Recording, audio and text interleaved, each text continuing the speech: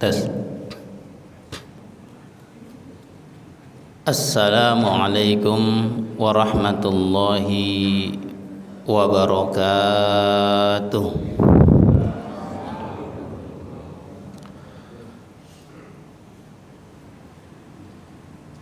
Alhamdulillah, wassalatu wassalamu ala Rasulillah wa ala alihi wa sahbihi wa mawala. La hawla wa la quwwata illa billah.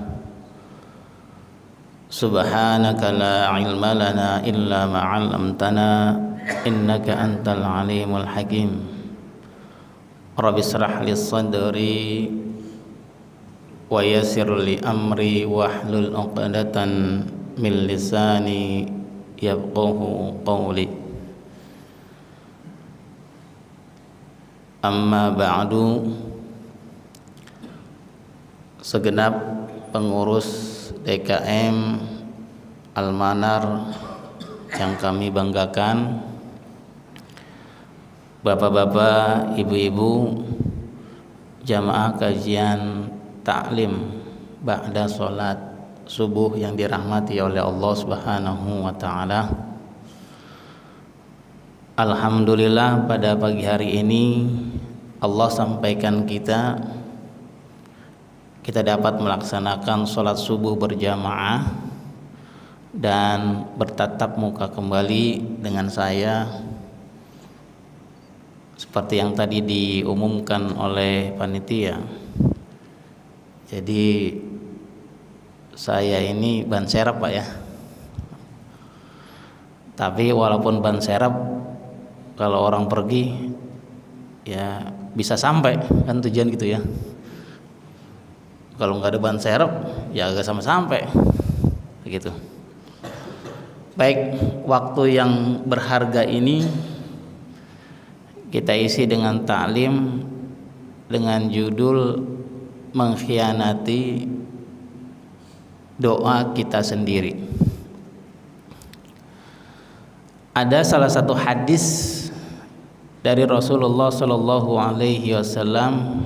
Beliau bersabda, ad-du'a'u silahul mu'min. Doa itu senjatanya orang mukmin.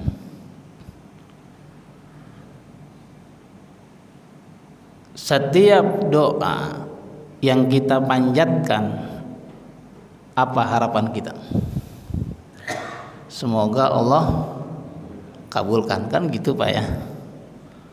Nggak ada orang yang minta tapi nggak berharap diberi, itu nggak ada.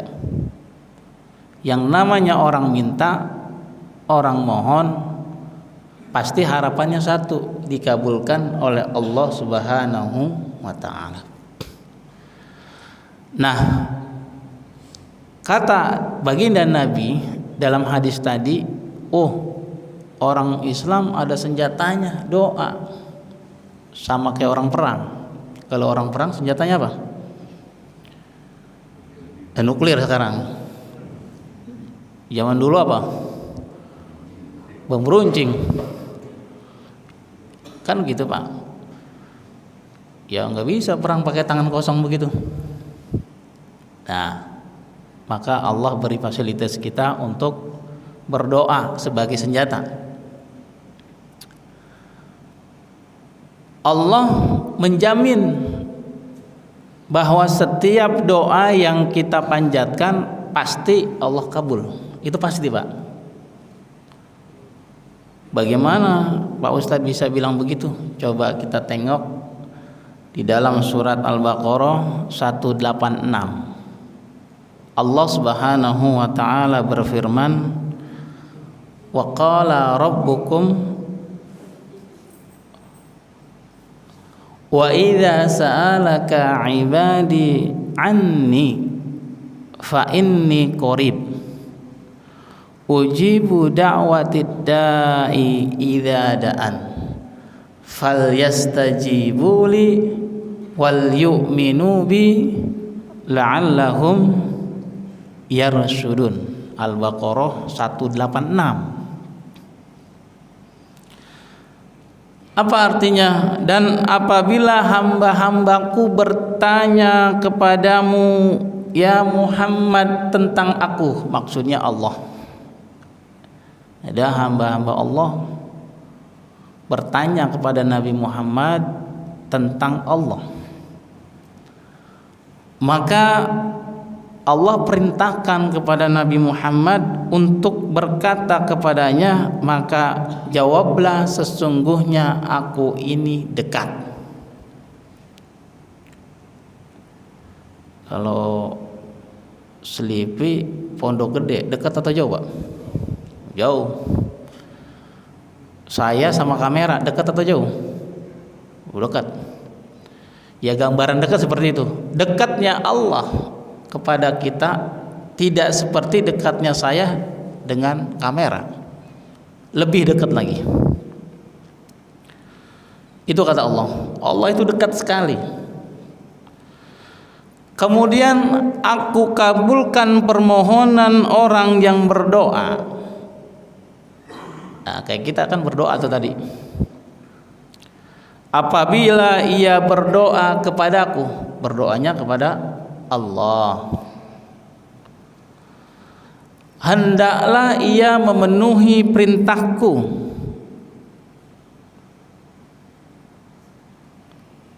Maksudnya perintah ini sunatullah, sebab akibat. Ya, kalau pengen sembuh ngapain kira-kira? Berobat, Pak. Itu namanya sunatullah. Dan beriman kepadaku, percaya bahwa doa dikabulkan oleh Allah, maksudnya agar memperoleh kebenaran yang dijanjikan. Ini ayat 186 meyakinkan kita jangan ragu bahwa doa pasti dikabulkan. Di ayat yang lain di dalam surat Ghafir, Allah Subhanahu wa taala berfirman, ini juga ayatnya populer, sering kita dengar. Wa qala rabbukum ud'uni astajib lakum. Dan Tuhanmu berfirman, berdoalah kepadaku, niscaya aku akan perkenankan bagimu. Kiranya dua ayat ini cukup, Bapak atau Ibu, meyakinkan bahwa doa yang kita panjatkan kepada Allah pasti dikabulkan. Jangan ragu. Allah tidak mungkin berbohong kepada kita. Mungkin banyak lagi ayat yang meyakinkan, tapi saya rasa cukuplah dua ayat ini. Nah, masalahnya bukan pada Allah, masalahnya pada diri kita sendiri. Kita yang sering minta, berdoa, memohon kepada Allah, tapi kita sendiri yang mengkhianati doa kita sendiri. Bagaimana seseorang dikatakan mengkhianati doanya sendiri? Paling tidak ada 5 poin yang saya catat. Apa saja itu? Yang pertama, ia minta rezeki kepada Allah tapi malas berusaha. Kan kita kalau ditanya kan minta, ya Allah beri saya rezeki yang banyak, kan gitu Pak ya.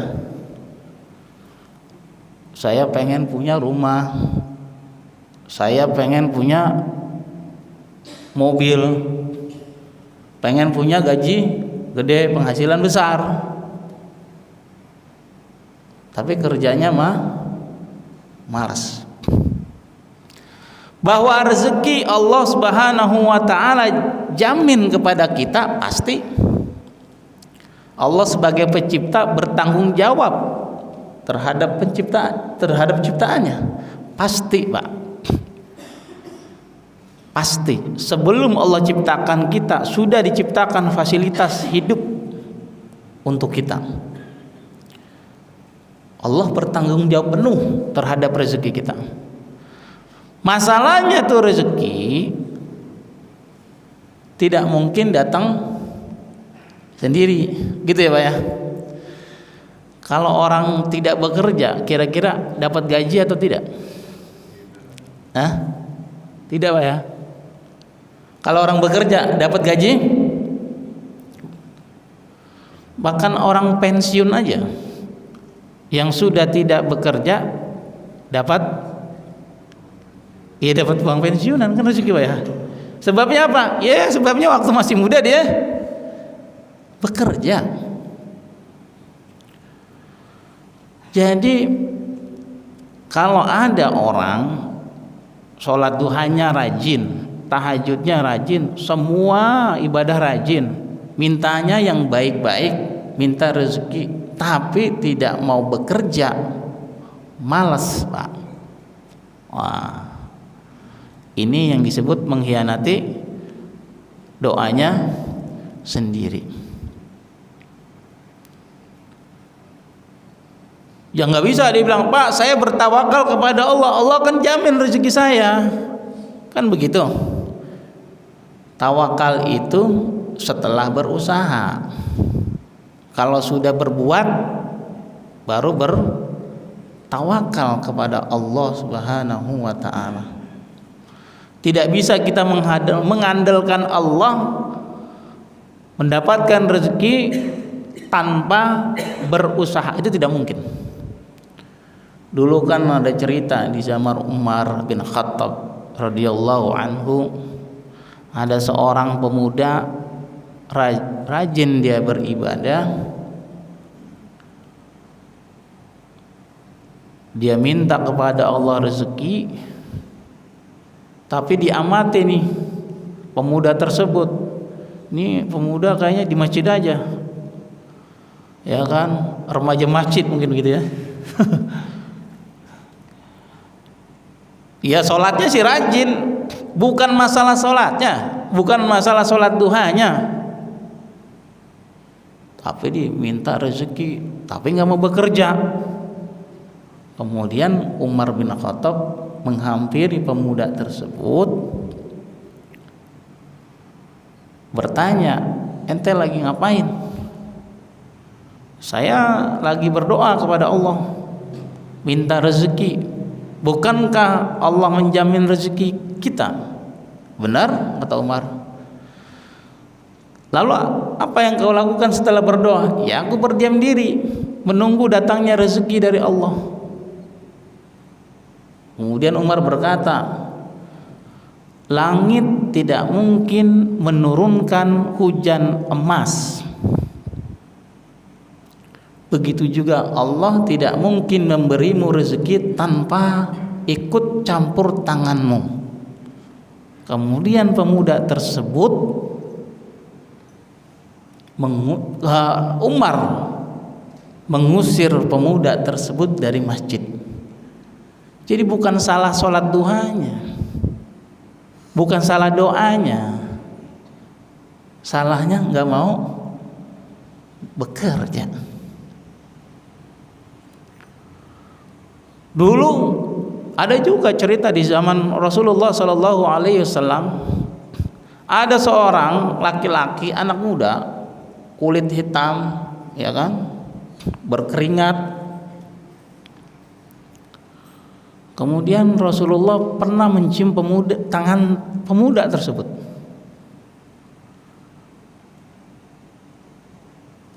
Keringetan, kumel, dekil. Rasulullah cium tangannya. Kenapa? Karena Rasulullah menghargai orang yang mau bekerja untuk dirinya, mencukupi nafkah dirinya dan keluarganya, ketimbang orang malas-malasan. berharap belas kasihan, bantuan dari orang lain. Itu pesan yang disampaikan Nabi. Begitu mulianya orang yang mau berusaha bekerja untuk dirinya sendiri. Apapun itu. Kalau sekarang kan banyak Pak ya kerjaan. Ada Gojek, apalagi ada Maxim, macam-macam lah itu.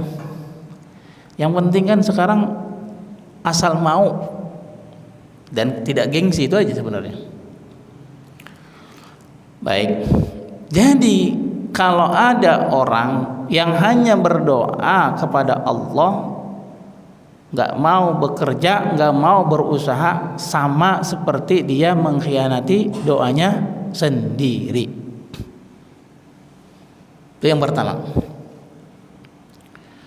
Lalu yang kedua, seseorang dikatakan mengkhianati doanya sendiri, ia minta ilmu kepada Allah tapi malas untuk belajar. Kan kita doanya begini Pak, Rabbi zidni ilma warzuqni fahma. Ya Allah, tambahkan aku ilmu dan berikan aku pemahaman. Kan itu doa yang sering kita panjatkan. Dan banyak lagi doa-doa yang lainnya. Masalahnya, apakah ilmu itu bisa melekat di kepala kita tanpa kita usaha mau belajar? Kan gitu Pak. Emang ada orang sarjana tanpa perkuliahan, ada atau tidak kira-kira? Kalau di sini kan nggak ada Pak ya. Orang dapat gelar sarjana yang ngikutin kuliah, belajar, kan gitu. Sama lah. Kalau pengen dapat ijazah, mesti dia harus belajar dulu, sekolah. Begitu. Ini enggak, pengennya instan. Pengen punya ilmu, tapi enggak mau belajar. Ada majelis taklim di masjid, kagak pernah hadir. Ada madrasah, ada perkuliahan, kan banyak sarana untuk mendapatkan ilmu itu banyak sekali. Jadi yang kita inginkan itu pengen punya ilmu, tapi kagak mau belajar. Kalau mau berdebat, kalau berdebat nggak mau kalah, kayak debat papesan kosong gitu, debat nggak ada ilmunya. Nah, gimana ceritanya tuh? Ada Pak di sini yang begitu? Agak ada Pak ya. Kalau pengen bacaannya bagus, bacaan Al-Quran, ya kan harus belajar tahsin kan gitu. Gak mungkin tiba-tiba, oh bagus bacaannya tanpa belajar, nggak mungkin. Gitu. Itu dia. Lalu yang ketiga, seseorang dikatakan mengkhianati doanya sendiri. Ia minta kesehatan kepada Allah, tapi melakukan sesuatu yang mendatangkan penyakit. Kan kita begini Pak, kalau ditanya, ya Allah berikan saya kesehatan jasmani dan rohani, paru-paru ini, jantung ini, seluruh anggota tubuh kita pengennya sehat. Itu kan harapan Pak, doa. Tapi lihat perbuatan kita, bertolak belakang atau tidak dengan doa kita. Ya, misalnya ada orang makannya berlebihan, ada Pak ya. Udah tengah malam masih makan aja, ada begitu. Kalau sekali sih mungkin nggak apa-apa. Loh kalau tiap malam begitu. Kemudian dia bergadang. Bergadang boleh, tapi kan nggak mungkin tiap malam. Kan gitu Pak ya. Ada lagi gaya hidup di tengah-tengah masyarakat kita. ada orang yang pengen jantungnya, paru-parunya sehat, tapi dia ngerokok, Pak. Ada yang macam itu? Ada yang masih ngerokok di sini? Banyak kan, Pak? Kalau mau ditanya, Bapak mau sehat? Mau. Tapi kenapa Bapak ngerokok? Ya karena saya suka. Wow, saya nggak mati Pak Ustadz ngerokok. Emang Bapak nggak mati? Ya kalau mati namanya racun kalian itu. Bukan. Katanya mau sehat, jantungnya mau sehat, paru-parunya mau sehat, ya semua. Dia ngerokok. Itu gambarnya rokok Pak, gimana itu gambar itu? Ya kan? Ada gambar paru-paru hitam, ya kan? Ada tengkorak. Ada yang di tenggorokannya wah la ilallah. Mestinya mah kalau normal itu kan sebenarnya warning, ya kan? Warning itu sama seperti ada tulisan Baygon. Tulisannya Baygon, merek aja. Kita tahu Baygon. Kira-kira kita minum atau tidak itu Baygon? Hah? Kan nggak mungkin Pak ya? Oh, kalau saya minum Baygon saya mati. Ya kan? Lah mestinya kan sama mikirnya begitu. Oh, kalau begini lama-kelamaan saya begini nih. Paru-paru saya. Tapi kan saya berdoa, ya Allah berikanlah saya kesehatan. Kata Allah, ente gimana ceritanya? Ya kan? Ente minta sehat, ente sendiri yang buat saya penyakit. Begitu. Kalau kita bisa katakan Allah lagi nawain kita. Ya, ente gimana ceritanya ente itu? Kita tidak bicara hukum Pak ya, hukum rokok itu silakan itu macam-macam lah itu masih debatable. Nah, yang saya bicarakan ini adalah lah gimana ceritanya kalau mau sehat tapi masih ngerokok, gimana ceritanya itu? Anak nyambung itu. Padahal kita minta sehat sama Allah. Masalah hukum ya terserah lah, itu tergantung siapa yang menyikapinya. Yang jelas normalnya ya kalau minta sehat melakukan sesuatu yang mendatangkan kesehatan, usahanya kan gitu. Kalau sakit ya berobat, jangan dijamin aja. Oh saya kuat Pak, ntar kanker saya bisa sembuh sendiri.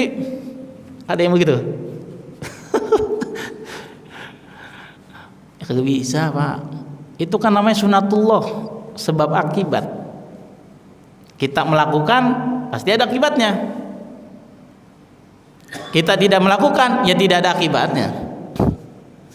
Begitu. Lalu yang keempat, seseorang dikatakan mengkhianati doanya sendiri, yaitu ia minta anak yang soleh tapi tidak mau dididik. Kan kita sering berdoa, ya Allah Rabbi habli minas solihin, ya Allah anugerahkan saya anak yang soleh, keturunan yang soleh dan solehah. Semua orang menginginkan itu. Jangan sampai anaknya jadi anak yang membangkang, durhaka, kan nggak mungkin Pak ya kita begitu. Itu namanya harapan doa. Pertanyaannya, apakah anak ujuk-ujuk? Kalau orang sono bilang ujuk-ujuk, tiba-tiba ya jadi anak yang baik, anak yang soleh, bisa begitu? Bisa atau tidak Pak? Oh saya kagak pernah didik Pak anak saya Pak. Kira-kira tuh anak tiba-tiba jadi anak yang soleh atau tidak kira-kira? Walaupun doanya diucapkan 5 kali setiap sholat, Rabbi habli minas solihin, Rabbi habli minas solihin, tapi kita nggak peduli sama pendidikan mereka, tidak mau mendidik mereka. Bagaimana bisa? Allah lagi nawain kita. Ente yang minta anak yang soleh, tapi ente nggak memberi pendidikan, tidak memberikan contoh. Kalau anak antum pengen sholat berjamaah, ya mestinya kan kita sebagai bapak harusnya duluan ngasih contoh. Loh kalau bapaknya malas, kira-kira anaknya bagaimana tuh? Kan begitu, Pak. Maka katanya, kata pepatah, anak itu nggak jauh dari orang tuanya. Semacam pepatah, buah jatuh tidak jauh dari pohonnya. Ya sekarang tinggal bagaimana kita. Mau dijadikan soleh, bisa tuh anak, bisa. Mau dijadikan toleh, bisa, bisa. Biarin aja begitu, bisa. Jadi maksudnya bukan sekedar doa kemudian menyerahkan semua urusan pada Allah. Allah Maha Kuasa, benar Allah Maha Kuasa. Kalau seperti itu mau nggak ada kehidupan namanya. Jadi anak yang soleh itu bisa dikatakan hasil jeripayah tarbiyah kedua orang tuanya. Pak, saya nggak pernah didik anak saya, tapi anak saya pesantrenin. Ya iya, sama. Apalagi begitu. Daripada saya nggak bisa ngasih contoh, Pak, saya masukin aja pesantren. Cakep begitu? Ya cakep. Kan begitu. Itu namanya tarbiyah. Baik.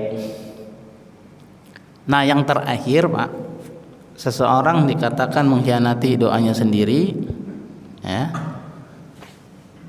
Ia minta surga kepada Allah tapi melakukan amalan yang menuju ke neraka. Kan kalau kita ditanya, ente mau masuk surga atau neraka? Ya surga dong, ya kan Pak? Buktinya apa? Ya saya doa apa? Sabu jagat. Bagaimana doanya? Rabbana atina fid dunya hasanah wa fil akhirati hasanah wa qina adzabannar. Ini doa pamungkas. Kata orang Indonesia, doa sapu. Wah, sapu jagat, bumi disapuin. Hebat banget ini doa. Sebenarnya doa ini aja didoain semuanya dapat. Ini kan doa minta kebaikan di dunia, kebaikan akhirat. Minta keselamatan di dunia, keselamatan di akhirat, dan minta dijauhkan dari api neraka. Intinya ini kita berdoa kepada Allah, wah Allah, minta masuk surga, dijauhkan neraka. Doa sih tinggal doa. Kalau semua orang doa sih bisa aja, anak kecil juga bisa. Rabbana atina fid dunya. Besok mati masuk surga. Enggak begitu. Ya surga itu juga harus diupayakan, Pak. Walaupun hasilnya enggak bisa kita pastikan apakah kita masuk surga atau tidak, tapi indikatornya harus diupayakan semuanya. Bagaimana, Pak? Apa yang Allah perintah kerjain. Apa yang Allah larang tinggalkan. Udah Allah ridho. Kalau Allah ridho nggak mungkin kita dimasukkan ke neraka, itu nggak mungkin. Sama seperti kalau kita sudah sayang ridho sama anak kita, kan nggak mungkin kita jerumuskan anak kita. Dia songong aja sama kita masih sayang. Apalagi dia baik, solih, wah kan begitu. Ini minta surga, sholat agak mau. Ada yang begitu. Bertetangga berselisih mulu, berantem mulu. Di kantor datangnya terlambat mulu. Ya saya nggak ngapain apa-apa, Pak. Iya sih benar, tapi kan ada ketentuannya. Bikin onar mulu. Nggak bisa begitu. Jadi surga itu bukan sekedar diminta, tetapi diusahakan. Makanya saya katakan kalau ada semacam orang begini cuman berdoa doang tanpa berusaha, sama seperti ia mengkhianati doanya sendiri. Jadi masalahnya bukan pada Allah. Allah pasti mendengar doa kita. Allah kabulkan seluruh rintihan kita. Tapi masalahnya ada pada diri kita sendiri. Saya rasa demikian kajian pada pagi hari ini. Mungkin ada pertanyaan atau tanggapan, dipersilakan. Kalau tidak ada, cukup ya. Cukup. Saya juga mohon izin agak dipercepat ini karena setelah ini saya ikut lari Pak, perlombaan 17 Agustus di kampung saya. Ya. Wah, iya itu. Kata panitia jam 6 mulai ya. Saya rasa nggak mungkin jam 6, palingnya jam 6.30 orang Indonesia. Tapi kan dari Sleepy lumayan ini. Ya, mudah-mudahan dapat juara nih. Wah, sayang saya nggak ngikuti. Saya udah latihan seminggu. Latihan. Wallahu a'lam bishawab. Subhanakallahumma wa bihamdika asyhadu an la ilaha illa anta astaghfiruka wa atubu ilaik. Assalamualaikum warahmatullahi wabarakatuh.